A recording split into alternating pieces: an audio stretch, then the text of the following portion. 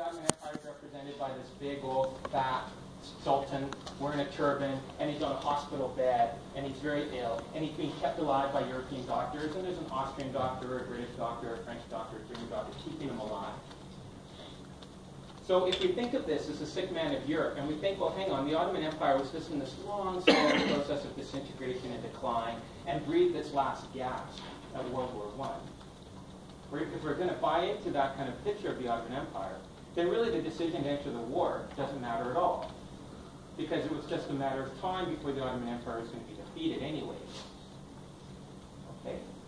So the main argument I want to make today is that the Ottoman Empire was not in a process of decline and disintegration. Had it not been for World War I, had it not been for the decision of the Ottoman Empire to enter into World War I, the Ottoman Empire would still be around, would have survived into I don't know how long. It's counterfactual, it's a mud stain. But I am suggesting that would have survived in the 1920s. And then with the discovery of oil in large parts of its territories, and the gradual movement and the importance of oil in the world economy, that it actually had grounds to kind of survive for even longer. So that's the main argument I want to make. Before I do so, I want to be a little transparent about the approach I'm taking, both to the readings and to the sorts of larger questions that I want to deal with. Now, I'm posing these as questions, but keep in mind that I'm answering these questions, so it's not really fair, right? I'll have an actual approach to the way I'm going to answer these questions. So yes, I'm asking you to consider them, but then I'm going to go kind of tell you how to consider them.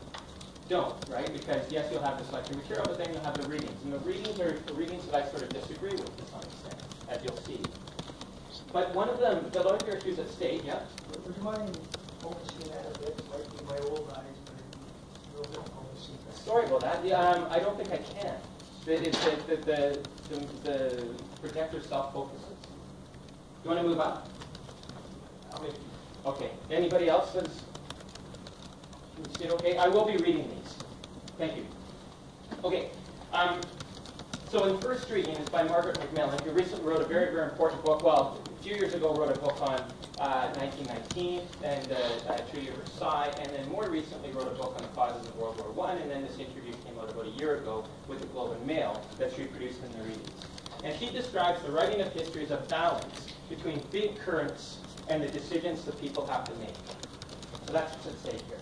What are the big currents in play here regarding the Ottoman Empire, regarding their relations with Europe, and what is the significance of the decisions that a small handful of people are taking? And how do we weigh that in the balance of explaining the events that then take place? And then there's a longer reading, 2 chapters by David Fromkin. And David Fromkin, actually both, let's put this, let's be clear about this too, both David Fromkin and Margaret Macmillan are writing history books that are meant to be New York Times bestsellers. They're trying to make what we call a crossover piece here. They want this to be read by the general public. And that has a huge impact on how histories are written. They tend to be more in terms of the narrative, storytelling, always capturing the eccentricities of individuals. Fromkin says, or here's my next question, is what for David Fromkin are the great forces in Ottoman history prior to World War I? Because he has a certain take on this. Well, what is that take? He, again and again, as he explains, as he describes the Ottoman Empire, he falls very much into a depiction of the Ottoman Empire as the sick man of Europe. He refers to it as a relic of a bygone age. He quotes people that say, this is a land of make-believe. Repeat. It's just on the cusp of its decline. Again and again, he's talking about the Ottoman Empire as the sick man of Europe. And yet, then, goes into specific detail, great detail, about the decisions that individuals are taking and their insignificance and their import towards the decision of the Ottoman Empire to side with Germany in World War I. And I'm going to suggest there's a bit of tension here. Because really, if you're going to describe these overwhelming forces of the Ottoman decline, why does it matter what the decisions that individuals are taking? And this amount of tension, talking about why one individual and how one individual was able to manipulate the situation in their favor to get the Ottomans to side with Germany, when others in the cabinet wanted France or Britain, and others wanted to stay neutral and not be involved at all. So how do they intersect in 1914? Second question to consider as I go through the material. Macmillan says that the First World War was not inevitable, so we have to ask, was the collapse of the Ottoman Empire inevitable? Many historians view the First World War as the most transformative event in the history of the modern Middle East. If you look at a map today of the modern Middle East, it's a product of World War I. All those lines. There were no lines separate. There was no place called Syria or Iraq before World War I. No place called Palestine or Israel before World War I. It was all in a flat map up here to show you what the Ottoman Empire. So most historians, right, this is sort of a given in modern Middle Eastern history, that the history of that World War I was the most important transformative event in the modern Middle East, and for no other reason that it's responsible for bringing the modern state system to play in the world. And although, and it's very hard to think of the 20th century without thinking about the modern state system and when it was imposed upon them. The lines on the map are drawn by rulers and pens wielded by British and French officials in European capitals. And that whole process of imposition, right, which reflects a level of outside control and interference that continues to linger today in terms of a sense of illegitimate interference. So two of the most important pen drawers here in World War I was an individual called Mark Sykes, representing Britain, and another called Georges Picot, representing France. We'll talk a bit more about them in a moment.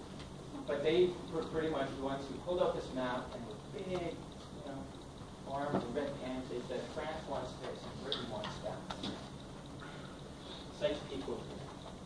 About a year ago, or a year and a half ago, when the Islamic State is able to kind of consolidate a position in Syria in the wake of the state collapse of Syria, with the civil war that's been destroying the country for a few years.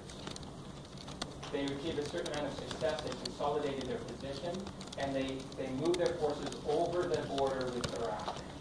And then they expand their position in northern Iraq, benefiting from the collapse of state structures in Iraq in the wake of the American invasion of that country and destruction of that country in 2003. And when they crossed that border, they, of course, made a very slick video of it, and they posted on YouTube and everything else. And that video is an ISIS member tearing up a document, and he says, quite specifically, we're tearing up Sykes-Picot. Okay, are these transformations of global significance? I'm going to argue that they are. That we're dealing with a world transformative event. I have to say this, you're going to vote on this, and I'm going to make my case. But wait, there's more. Yeah, how transformative is this event? But that my argument will be that had the Ottoman Empire not sided with Germany, factual, we don't know this, but the war may have ended differently. I'll leave that to the end. But one last consideration that I thought might be useful for you to think about, have in your mind when you're thinking about these readings that I've suggested, especially the Fromkin, but also Macmillan, is be conscious about narrative history. I'm sorry if you can't read this bottom at the back. It says, what is narrative history? What are some of the advantages and disadvantages associated with bringing characters from the past alive through anecdotes? I don't know if you've read any of Macmillan's books, but she, Anne Fromkin, and others, Scott Anderson has a recent book out there right now on Lawrence of Arabia. There are a lot of eccentric individuals running around the Middle East right now. And they're just, they're full of rich anecdotes. And so a lot of this writing goes from individual to individual, and it does. It brings history alive in a very engaging way. But at what cost?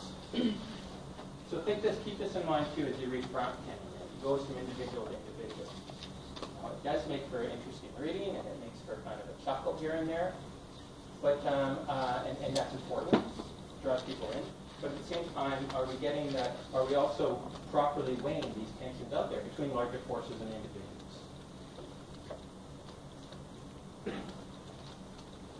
I've got until 11? Yeah. Okay.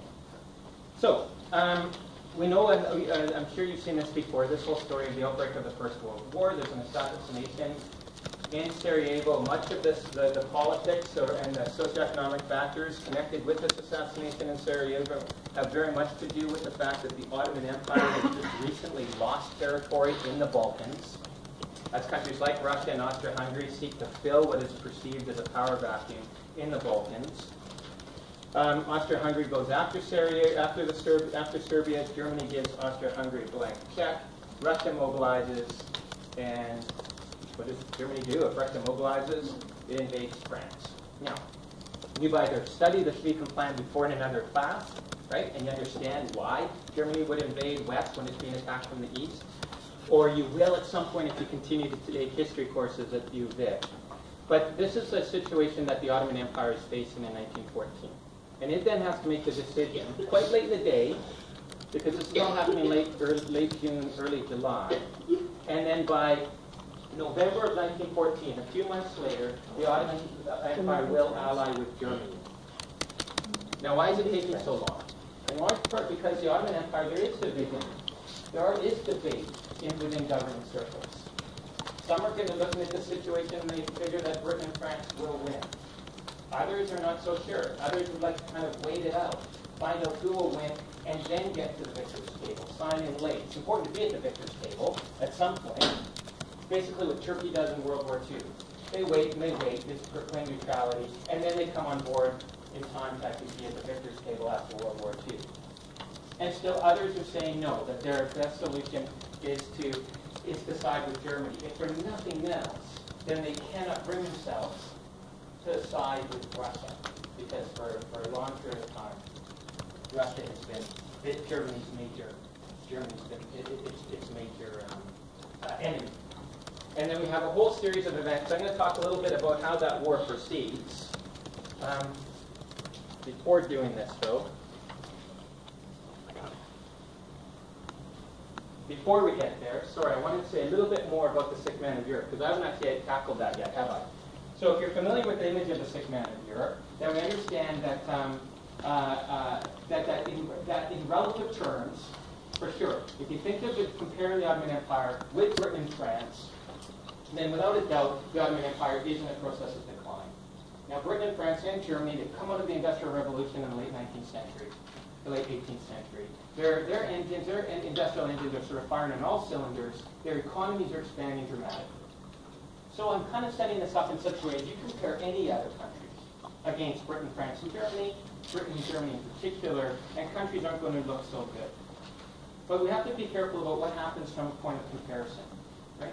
Because just because a country may be declining relative to other economies that are growing rapidly, doesn't really tell you anything in terms of that economy, local structure in and of itself, which in absolute terms is growing, is not so sick. So yes, in relative terms, the Ottoman Empire is not faring well against European powers. It doesn't have the military strength, it doesn't have the economic strength. European powers are nibbling away at its edges. Austria-Hungary's coming down in the Balkans, Russia's coming down in the east, Britain's picking up Cyprus and Egypt, France is coming in North Africa, Italy's coming in North Africa. So yes, they're sort of nibbling away at the edges. But if you actually look at the Ottoman Empire in terms of its own, in absolute terms, you see a fair amount of growth and centralization. Demographers look at populations, and population growth is actually quite significant over the 19th century in the Ottoman Empire. You don't get population growth in an economy that's declining or dying. If you look at trade, trade is increasing dramatically over the 19th century. If you look at infrastructure, if you look at education, schools, you look at telegraphs and highways, all of this is increasing. So the argument to be made here, as Peter suggested, I'm very interested in questions. It is actually more interesting than it might have sounded at the time, but I'm very interested in land policies. So questions of land registration and taxation, cadastral surveys, credit banks, all of these institutions. And in fact, in the late 19th century and early 20th century, the Ottoman Empire has made vast strides in centralizing its taxation revenue, in bringing its, in mapping the territory, in modernizing the relationship between Istanbul and its citizenship and its citizenry. So that increasing numbers of Ottomans living in the Ottoman Empire are actually seeing themselves as citizens of the Ottoman Empire, voting in elections, being represented by their leaders in the Ottoman Empire. Okay. So the decision of the Ottoman Empire to enter into the war is what's actually going to kill the Ottoman Empire. It would not have died otherwise. few comments now. So we've talked a little bit about the alliance. I'll talk about some of the major events that are taking place in the course of the war, Gallipoli, Jerusalem, and then its final defeat in October 1918. Anybody aware what the Chanak Affair of September 1922 is? Anybody? Chanak Affair? So I'm not a Canadian historian, but if you are going to talk about Canadian history in the future, Chanak Affair was the British are still involved in the Middle East by 1922, and they're trying to press the claims of Greece to parts of the Ottoman Empire, former Ottoman Empire. But a Turkish military leader has come to the fore, Ataturk, and he wants to push the Greeks south. And the British Prime Minister wants the Commonwealth, the Empire, to come together and help him.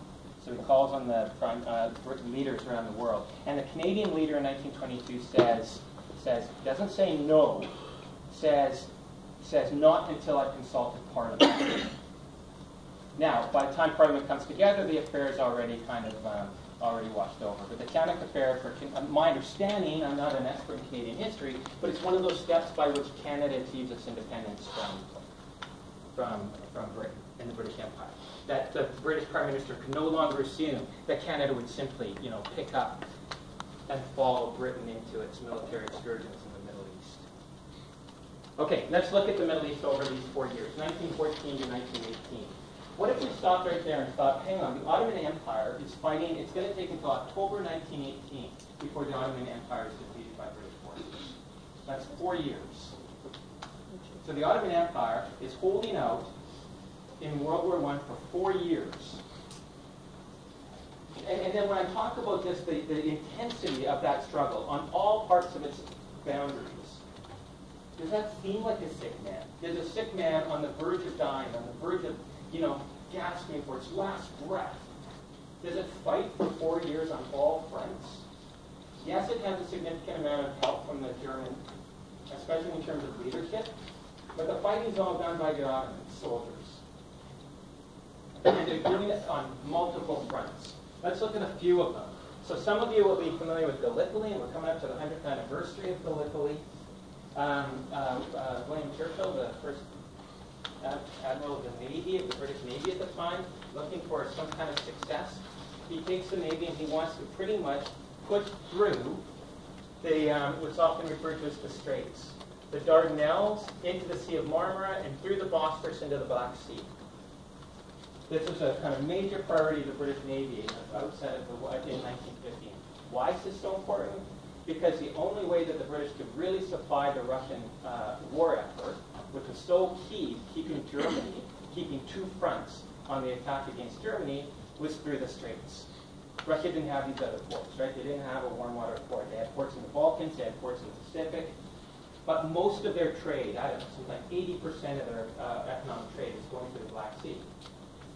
So important were these Straits here to keeping the Russian war effort that the British Navy put all this effort into blasting through, taking down Istanbul, and then being able to supply Russia. And they failed. They failed due to some mistakes of their own and due to the fact that the Ottoman soldiers are well dug in and they're able to repel the offense. And with a lot of help, lucky luck, from some mines that are in the Straits as well. The leader of the Ottoman defenses here is a guy called Mustafa Kemal, who, based in large part on his heroic kind of efforts here after Gallipoli, rises to the leadership of the country, the independent country of Turkey, which emerges from the defeat of the Ottoman Empire. That's Ataturk. So, a British defeat in Gallipoli. The British at the same time, actually it's coming from the British Empire, they're very concerned about protecting trade routes. So the India Empire is coming in from the east, and they launched some attacks in 1915, 1916, up into what we think of as Iraq today. And at Kut-el Amara in 1916 and 1917, they suffer some significant defeats. Actually quite humiliating defeats to an Ottoman army that's able to survive now on these two fronts. But a big major front for the Ottoman army, and this may well have been your undoing, is you had leaders in the Ottoman Empire who were furious and very frustrated with Russia and really wanted to reclaim territory that Russia had recently taken from the Ottoman Empire. And this is where most of the fighting is taking place. Arguably, I don't know, right, but counterfactually, had had the leadership here not been so, as it were, obsessed with fighting this front here, and had more forces available to fight the fronts in the east and in the south, etc., especially after the defense of Gallipoli, perhaps they could have survived for even longer. And then, of course, in 1917, at the end of 1917, Britain, who had already put a lot of forces here to repel an Ottoman attack, so the Ottomans were actually on the offensive in 1915 to take the Suez Canal. I mean, one of the main reasons why the Ottoman Empire is so unarguing, so important to World War I, and not, as it so often is, relegated as a sidebar to the fighting of the western and eastern trenches, is because we're dealing with a very, very important geostrategic part of the world, right? If the straits are so important to Russia historically, and after World War II, Stalin makes this clear. He says he wants control over the regime that governs access to the Black Sea, and he says it is inconceivable for us, the Russians, that somebody else would have their boot on our windpipe, the Turks.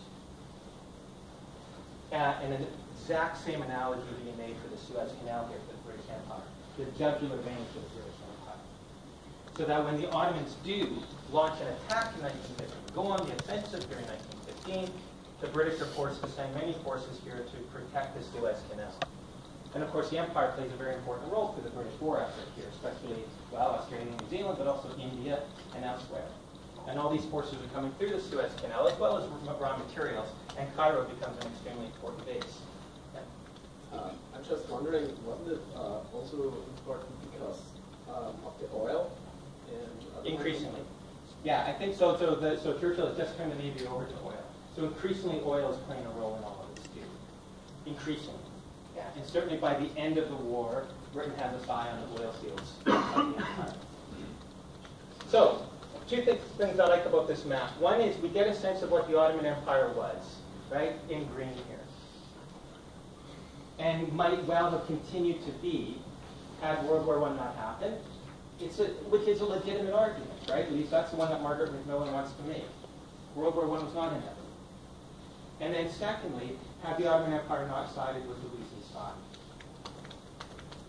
In terms of a global transformative event, well, that's just, I think it's worth asking. What if the Ottoman Empire hadn't sided? And then I'll talk about the significance of the Middle East.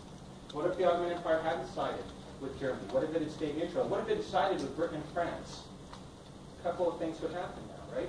Not only would the Ottoman forces, if they sided with Britain and France, but let's even say if they stayed neutral. Not only would Britain not have to send all these forces in to protect the Suez Canal, or forces that were sent into Mesopotamia could have been used on the Western Front, but, and I'd argue more importantly, the Allies could have supplied Russia through the Straits.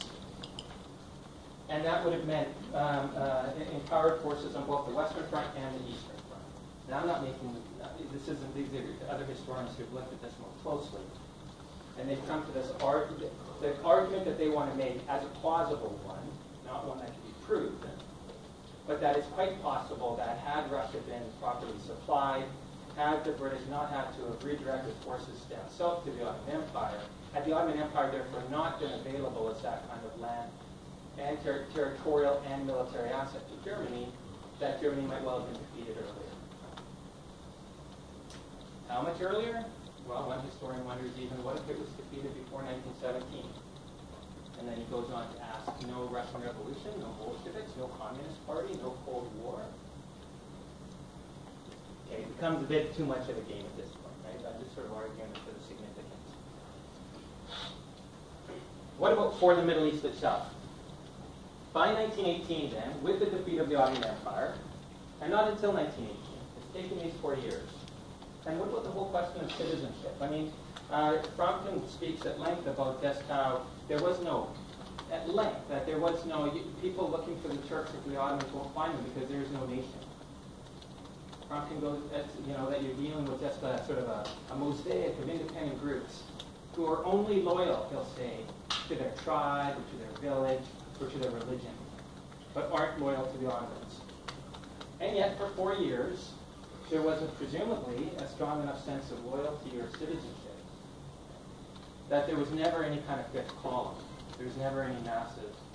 And this despite the fact that it was in these 4 years that the sort of a much more brutal Turkish rule took place in the Ottoman Empire. That the leaders of the Ottoman Empire treated the minorities brutally. This is the moment of the Armenian genocide, for example, and also treated the Arab populations brutally. But at least I'm arguing there's enough of a sense of citizenship and of economic development and infrastructure that the Ottomans were able to maintain this for 4 years against Britain. Okay, by 1918, we have this in here. The British have successfully occupied Mesopotamia, or what we think of as Iraq today, and their forces were able to repel the Ottomans here, and by 1918, pretty much then take over and occupy all of what we think of as, well, the Fertile Crescent, this curve here of land, which more or less occupies the territories of the Ottoman Empire that were inhabited by Arabs. If we think of Turkey here, or Anatolia, the landmass here, this was mostly Turkish and Kurdish, and these territories were mostly Arab. So the question then becomes, what can Britain do with it? And you think that Britain could kind of decide for themselves what to do with the lands of the Ottoman Empire that they've occupied, but they can't, because over the 4 years of fighting, and some really tough years there, right? Like 1916, 1917, when the war was not going well, Britain engages in promise after promise after promise after promise, grasping at straws, and trying to figure out something that might help the war effort. So for them, the Arab lands of the Ottoman Empire are bargaining chips. They're going to promise whatever they can to whoever they can in hopes that it might help the war effort, and then they'll figure things out afterwards. So what this leaves, this whole process, is a very bitter legacy of betrayal, particularly for the people living there. We don't like the idea that their lands were treated by the British as bargaining chips as opposed to war. For in particular, again, this is the sort of detail that we go into, and of course, like the history of the Middle East, from the up until World War II. We spent a lot of time actually talking about World War I because, well, that's significant. I believe in just how significant World War I is as a transformative event. But we can break this down into 4 major arguments. The first 4 major promises. The first promise is made to the Arab inhabitants of the Middle East themselves, or at least to prominent individuals within the Arab world. And this is known as the Hussein-McMahon Correspondence. If I were to ask for a show of hands, if people have heard of the Hussein-McMahon Correspondence before? The Balfour Declaration? Or what about Sykes-Picot? I mean, before ISIS told us about it. Okay. So the Hussein-McMahon Correspondence is a promise between, I'll keep this very simple, between the British and the Arabs. Britain is represented by McMahon. He's the High Commissioner in Egypt at the time. And the Arabs, as far as the British are concerned, are represented by an individual called Sadat Hussein. Now, does the Arab world exist at this time in such a way that it has a leadership? No. Is Sadat Hussein saying to the British, look, I have a lot of influence here. I can lead the Arab world. I will lead them in a fifth column attack against the Ottoman army. If you make these promises to me that I will lead an Arab kingdom after the First World War, all of these Arab soldiers who make up the majority of the conscripts in many battalions will leave those battalions and come fight for us, the Arab revolt. And if you're all familiar with Lawrence of Arabia and the David the Fleeing masterpiece of a film, which historically is, well, historically it's not very accurate, but the cinema of it all is, of course, beautiful and stunning if you get a chance to see the film. Right? That doesn't happen. All of the Arabs remain loyal to the Ottoman Empire. Now, after 4 years of fighting, maybe loyalty isn't the right word. People might just be too scared to leave their battalions. But the Arab leaders make this promise that they can lead the Arabs against the Ottoman Empire as the British like this idea. And so they make this promise to Sadat Hussein that he can lead an Arab kingdom after the war. There are certain qualifications, and these qualifications will be hotly debated afterwards. But, number 1 promise, and this is in chronological order, the Arabs. And then the promise that I've already talked about. I mean, obviously the one that Britain will really have to deal with is the French. Because the French aren't going to really like the fact that the British have their forces all over the Middle East. And as they're increasingly aware of the fact that it's Britain who's battling the Ottoman Empire, and therefore probably stands to benefit after the war upon the defeat of the Ottoman Empire, assuming it will be defeated, but that's obviously the premise that these negotiations take place on. And so the French want some commitments from the British quite early on, that even though French forces are defending France and British forces are over fighting the Ottomans, that at the end of the war, French concerns will be addressed. And the British do this. Sykes, the British official, sits down with Georges Picot, the French official, and they literally divide up the Middle East between them with red pencil crayons, if you see the original map. And the British parts are painted red, and the French parts are painted blue. And they're big, swooping lines. My point being is they don't have a clue what's on the ground here. The British, they know that they want firm control over Mesopotamia because that's what the India Office is telling them. They also know that they're going to want a port in the Mediterranean at Haifa so that they can supply Mesopotamia with forces to get it to the port and a railway that goes across.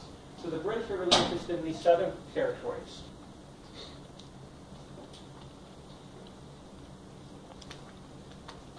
The British are really interested in Mesopotamia, but then they're interested in the whole south here because they want to be able to supply these forces through a railway line. Yep? Didn't the British Geological Survey also know about the stratigraphy? About the, are we going back to oil? Yeah. Yeah. They knew about it in the 1880s. Yeah. Therefore, they also wanted to make sure that their lands controlled the potential oil. Yeah, but do you know where the oil is here mostly? I mean, there's much of the oil is here in southern Iran, and they've already got control of that. So that's a good point. Indirectly, they're wanting to protect the Abadan refinery here in Iran. And they pretty much divided Iran between Britain and Russia is pretty much divided Iran already. Well, most of the oil that they know of right now is up in Mosul. And the French have laid claim to this. So I'll get to that in 1 second. So the French, they decide that they have long-standing relations, go back to the Crusades, with the Maronite populations of the coast here. And they want to expand their control right up into Iran and right up into Anatolia.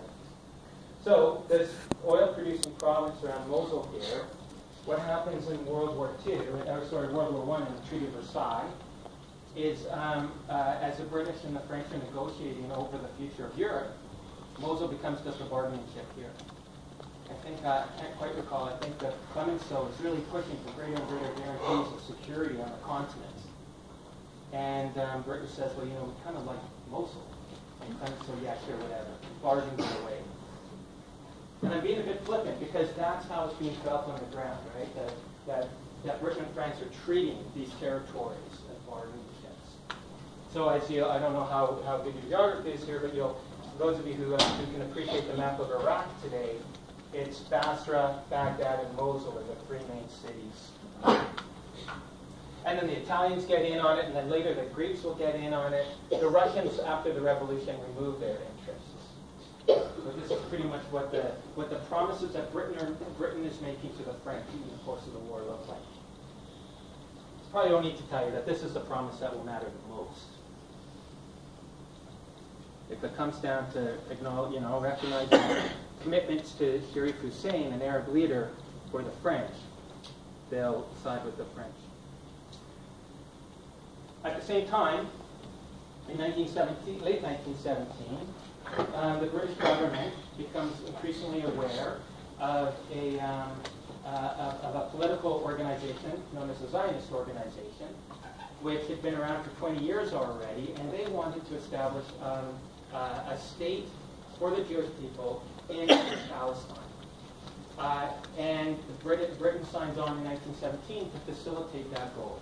So by the terms of the Balfour Declaration, the British Foreign Minister, Lord Balfour, accepts this promise and promises to support the Zionist organization in terms of building a Jewish national home in Palestine. Not that it was very clear at all what Palestine, the borders of Palestine looked like, but they had a vague idea of where that would be. And then fourth, the Americans. Now this is kind of a direct promise, but when the Americans come in on the side of Britain and France, and they declare it in 1917, but I think the forces start coming in 1918. It's done with a specific foreign policy on the part of Woodrow Wilson. where he says this is going to be the war to end all wars. This is the war to make the world safe for democracy. So he bases his foreign policy on fairly idealistic terms. And one of the most important of those terms is self-determination, an end of empire. He says an end to secret treaties. He wants open diplomacy.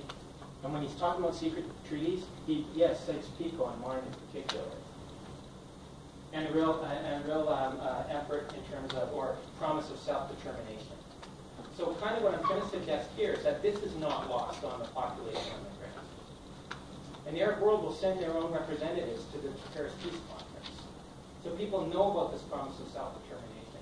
So in a way, by signing on to Woodrow Wilson's support in World War I, Britain and France are acknowledging the significance of self-determination, which is well known to the Arab population on the ground. So here the British are, they've occupied the whole territory after 4 years of hard fighting. They have their own ideas of how this should happen, but they're also aware that those ideas will be limited to some extent by these promises that they've made to Arab leaders, to the French allies, to Zionism, and to the British. And specifically over Palestine, all of these four clash. Britain's pretty much promising the same thing to different people 4 different times. Actually, 5.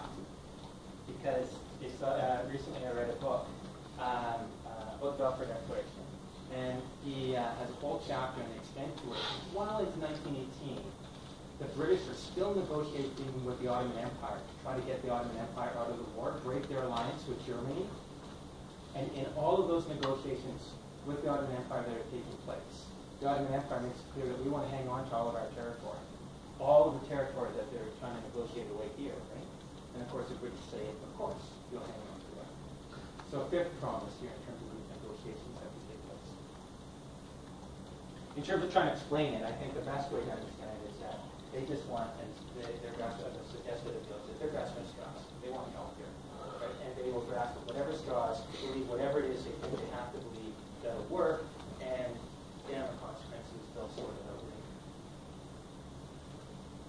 Okay. What impact? So, as a result of these various promises that are being made here, particularly Sykes-Picot, but the other promises will play a role too, we get what we can call the modern Middle East.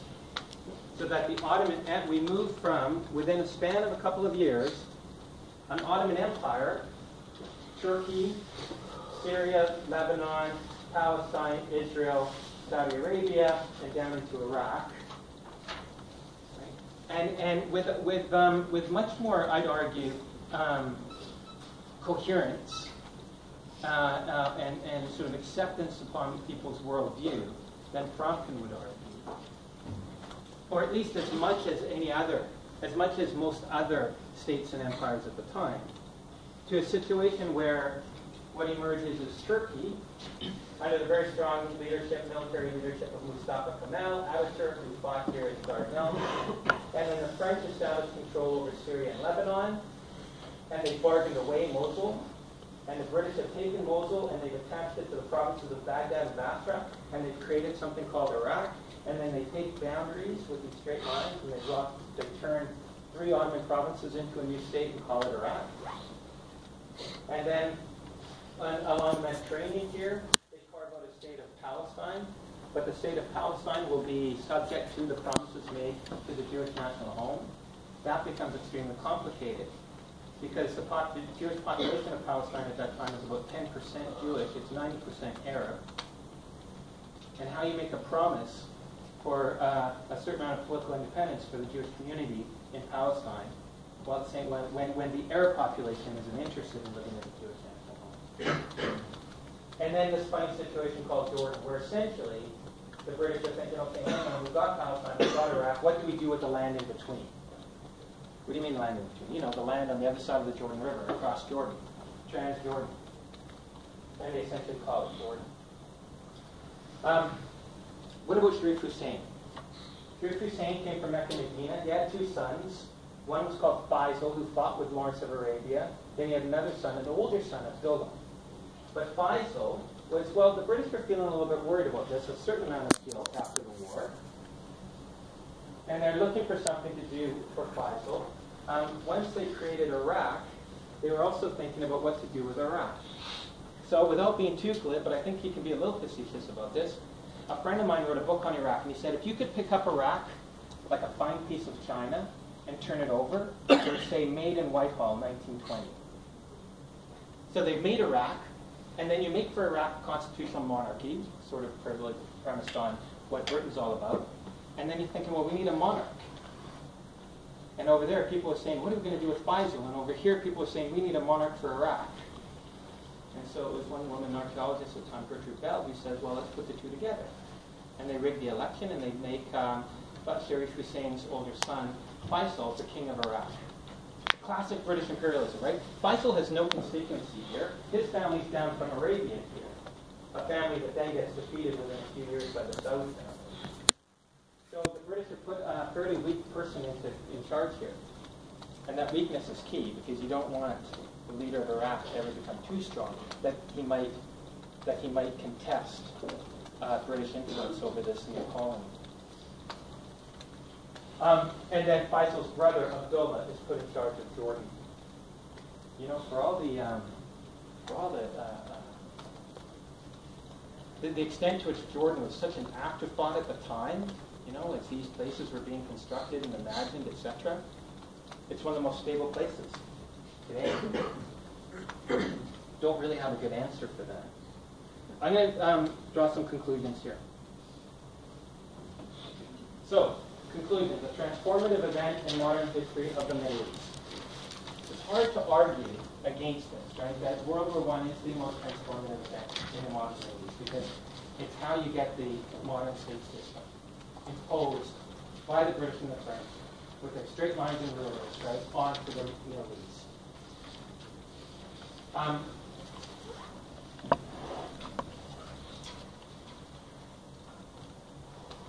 So, two things to note about this. Whether, and I'll concentrate on this rather than making a case for a transformative event in world history. Although I do really believe that we're dealing with much more than simply a sidebar in World War I. One thing to note, so let's start from where we're at today in terms of the Middle East that is being constructed. When the Americans invade Iraq in 2003, right, which they do so with a tremendous military power, right? It's a very straightforward military victory for them. But almost no thought was given to rebuilding the country. Literally, no thought was given to how to rebuild the country afterwards. And so you have almost right away a descent into kind of chaos and anarchy. And it's in that situation of chaos and anarchy in which emerges, a conflict on the ground, a civil conflict on the ground. Now, in the context of that chaos and anarchy, as one might expect, I think, people start to respond to, adhere to whatever bonds are available to them. And at that point, sectarian religious bonds become very important. So you have Sunnis starting to think of themselves more and rely on the Sunni identities and the Sunni sense of belonging. And Shia groups start to think in these terms too. The Turkmenistan, the various religious identities start to think in those terms. That's not, so what one has in the wake of all of this, increasingly in 2008, 2009, you see these interviews, you see these articles in the newspaper, and they say, oh man, let's call this a day. Right? Sunnis are fighting Shias in Iraq.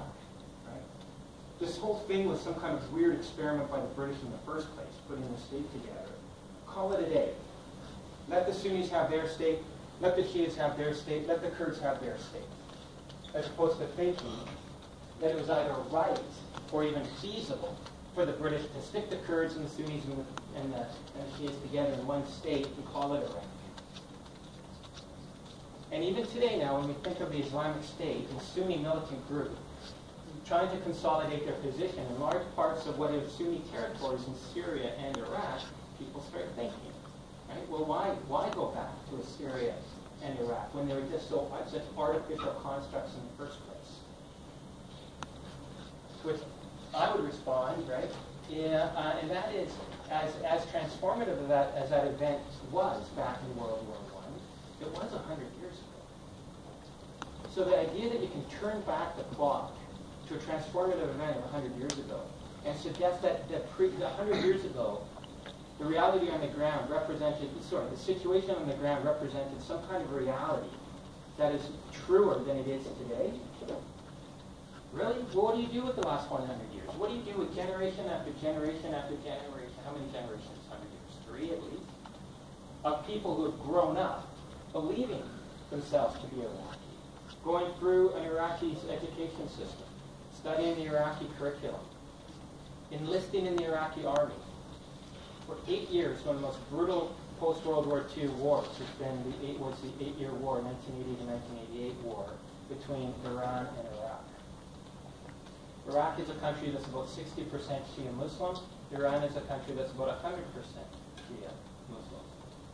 Right? At no point in those 8 years did the Shias of Iraq stop and say, hey, hang on, we're Shia, you're Shia, what are we doing? I mean, again, I'm trying to simplify the question of identity politics when you're in a uniform and fighting on the front lines of things. I am trying to suggest, though, that the Iraqi national identity is not one that we should consider is somehow more easily dismissed in favor of something more basic and primordial, like being Shia.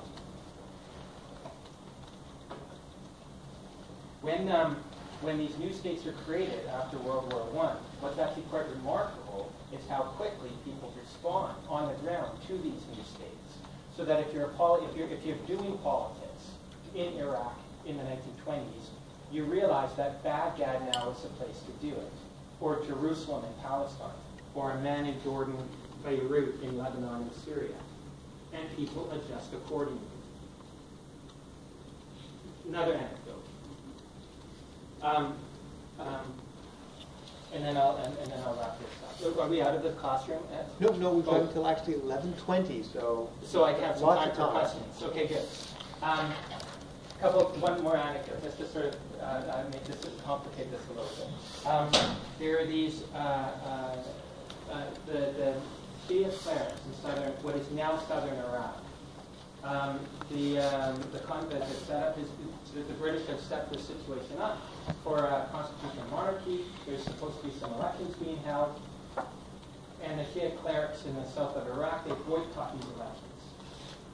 Now, for a while there, the literature, the narrative of this by historians was, or not even historians, observers, was you see how backward these societies are. They're led by religious clerics who don't get modern politics, who don't get elections, who don't want to participate. They're trying to, King Canute here standing up against some tides, trying to push them back.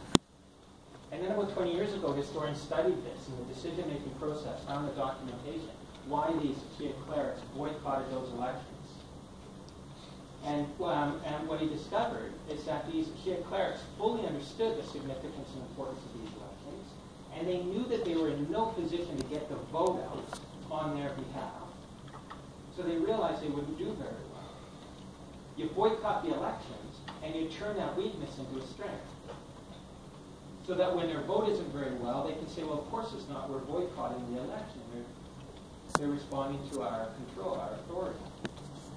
In other words, it was a very modern political decision made by these religious leaders who understood the new political rules of the game. And so people respond very quickly. At least, I'm not suggesting that this is necessarily that they're accepting a national Iraqi identity and proclaiming a patriotism or loyalty, but very quickly people are adapting to the new rules of the game. I'll say one last thing about these rules of the game, though, because when the British do introduce constitutional monarchy to Iraq, and that involves a legislative assembly, and that involves elections to the legislative assembly. Okay? And it doesn't go very well because it's, as we know, the history of Iraq actually is much more of a history in the 20th century of authoritarian rule than it is pluralist democracy. And some people reflect on that and suggest somehow that this has got something to do with Islam. Or back in the 60s and 70s, people talked about the Arab mind as being somehow responsible. But if you actually look at what the British do in the 1920s in terms of establishing these rules, at the very same time as they're establishing the rules of a constitutional Westminster-style parliamentary monarchy, where there are elections and there's a legislative assembly, at the same time as they introduce these rules, they're very transparent and obvious about the way they're bending these rules and manipulating these rules. so that the only people who get voted into the Legislative Assembly are the ones allied. So that when it requires a vote for Sharif Hussein's son Faisal to be the king of Iraq, it's a completely rigged vote. And of course, none of this is lost on the population. So that what's inherited upon independence isn't so much democratic norms, but all sorts of ways of bending democratic practices to support authoritarian rule. Saddam Hussein did not invent centralized authoritarian rule in Iraq. It's a legacy of colonial rule. Say that Britain's responsible for the mess of Iraq because the Saddam Husseins and the leaders of Iraq today have to take responsibility. But those practices are well in place after World War I. I'm going to say my last concluding remark then in terms of today is that when we think of the Islamic State taking control over Syria and Iraq, if we respond to that and say, well, this makes total sense. The Sunnis, right, should always have had their state. Any idea that the British and French could have drawn a line separating them to create these artificial constructs of Syria and Iraq, right, makes no sense. We have to redraw the map. That argument will do two things. And I'm not... increasingly, it's hard to know how you can rebuild Syria and Iraq. I understand that. But on the other hand, we're doing two things when we argue that point. One is you give a lot of ground away to these Islamic State governments. Right? I mean, we used to say that the Sunnis living there under the Islamic State want to live under their control and should be given a state. I guess what people are saying is, well, yeah, we're going to create a Sunni state, but we don't want them to be in charge of it. But how do you let them create the borders and then... that really what's at stake to remove the Islamic State. The Islamic State is what they are today because they've been able to take advantage of the weakness on the ground. That the way they consolidate their position is much more a factor of the weakness in Syria and Iraq than it is their own particular strength. That is, let me put it another way, we have to see them more as a symptom of state collapse in Syria and Iraq than it is a power in and of itself. And that would suggest that we need to think about rebuilding Syria and Iraq, and thus provide populations on the ground with an alternative, right, to what the Islamic State offers. And I'm saying this not because I'm a particular fan of the modern state system per se or anything of that sort, but I'm not convinced that the alternative, right, is valid insofar as the alternative is justified by a sense that the last 100 years have been some big mistake. We have to go back and correct that weird experiment that the British and the French did in the first place. Okay. Thank you very much.